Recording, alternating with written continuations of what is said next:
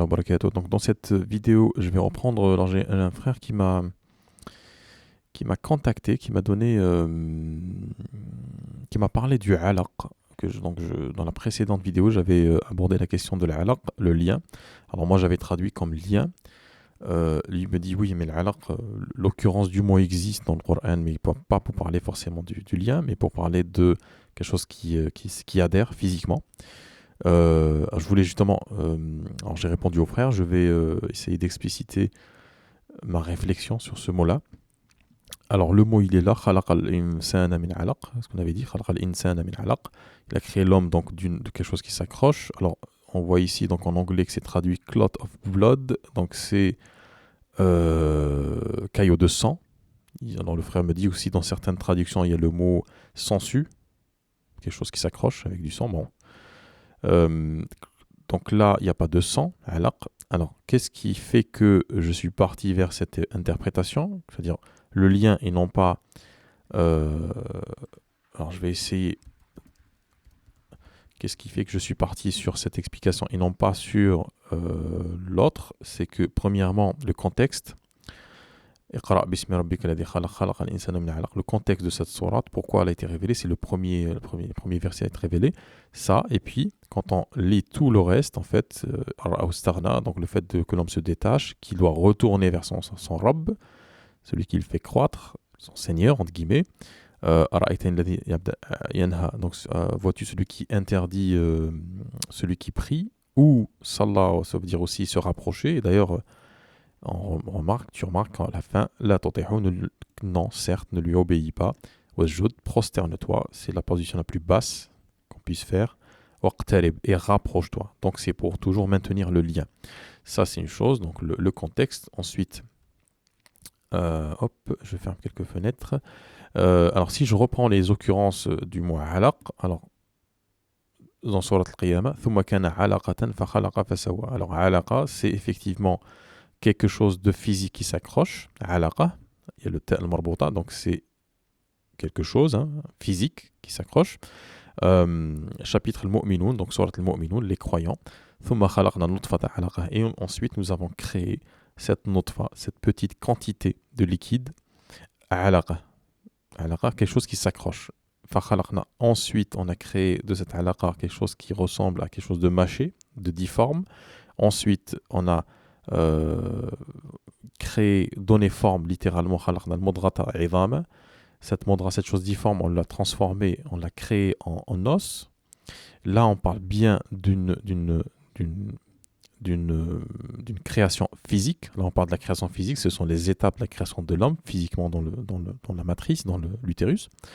Dans Surat An-Nisa, alors je vais sauter celle-là, j'y reviendrai pour rester dans la même logique. Donc, Surat al-Mu'minun, c'est lui qui vous a créé, donné forme, donc vous a créé de min turab, de poussière, ensuite d'une nutfa, petite quantité d'eau, ensuite d'une alaqa, donc alaqatin, c'est cet objet qui s'accroche, cette chose qui s'accroche, ensuite il vous sort en tant qu'enfant.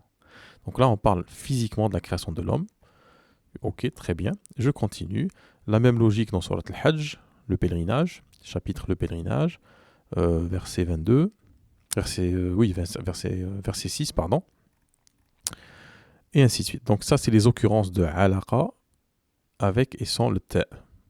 Sauf que dans Surat, Iqra bismi rabbika alladhi khalaq, il dit pas, Allah subhanahu wa ta'ala, le Seigneur ne dit pas, khalaqa al-insanu min alaqatin. Il dit pas, il a créé l'homme d'une alaqa, comme c'est cité dans les autres occurrences ici. Alaqa, alaqa. Et on voit que la seule fois où il utilise le mot alaqa, ici, c'est dans les versets sur lesquels je me suis penché. C'est que cette fois-ci dans le Coran qui dit alaqa. Toutes les autres occurrences, il dit alaqa, alaqa. Alors on revient sur le verset que je voulais aborder. C'est dans Surat Nisa, verset 130.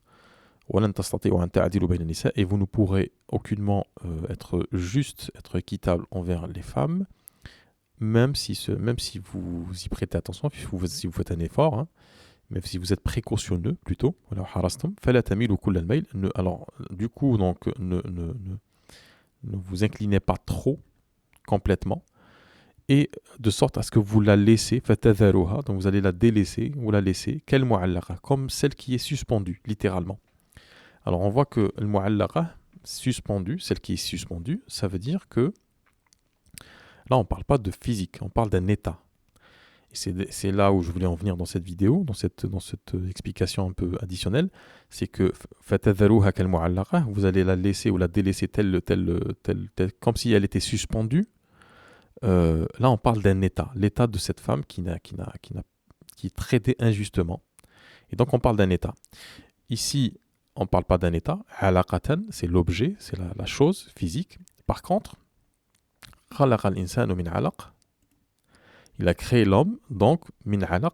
Non pas min alaqa, il parle d'un état. C'est quoi cet état? C'est le lien qu'il a avec son Seigneur. Alors, je vais te donner une autre occurrence, pas sur l'alaq, mais sur une façon identique de présenter le lien.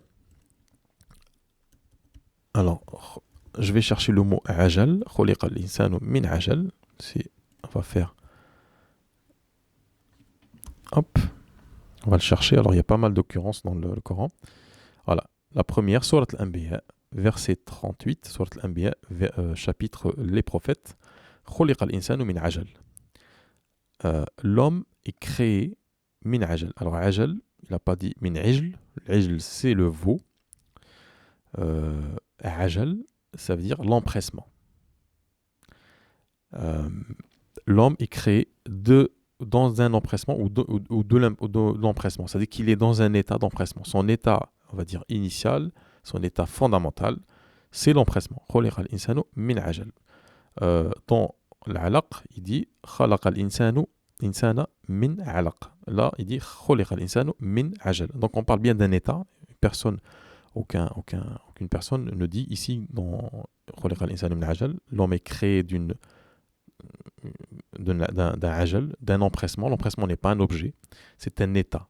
Donc l'homme, c'est pour dire que l'homme est toujours insatisfait, il est toujours plutôt, il hâte les choses, voilà. Et ce mot revient très souvent, qalu rabbana ajjal, etc.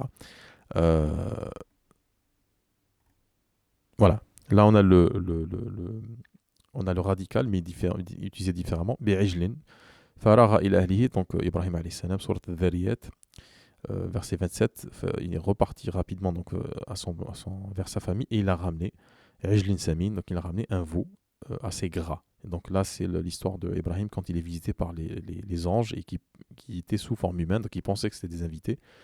Et pour le coup, il a ramené quelque chose de, voilà, un veau. Donc là, il est venu avec un veau, c'est-à-dire c'est un objet, c'est un animal physique qu'on touche. Dans le premier verset de Surat al-Anbiya, le chapitre Les Prophètes, verset 28, Khuliqa al-insanu min ajal. Il est créé il est fait quasiment d'empressement. C'est son état naturel. Donc quand je reviens sur l'alaq, ça procède de la même logique.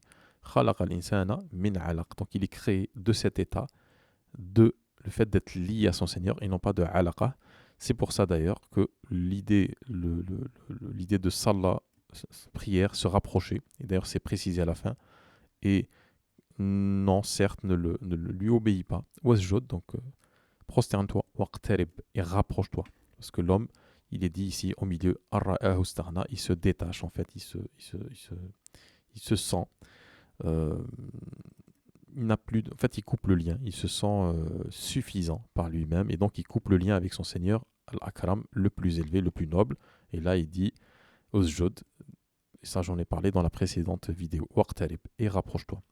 Voilà ce que je voulais te dire dans cette vidéo. Si vous avez, d'ailleurs, si tu as des commentaires, là, tu peux en faire là-dessous, en dessous de cette vidéo. Ils sont toujours les bienvenus. Je précise que ce n'est pas la vérité, c'est ma vérité, c'est personnel, c'est une interprétation et qu'elle peut changer si j'ai des arguments qui sont solides.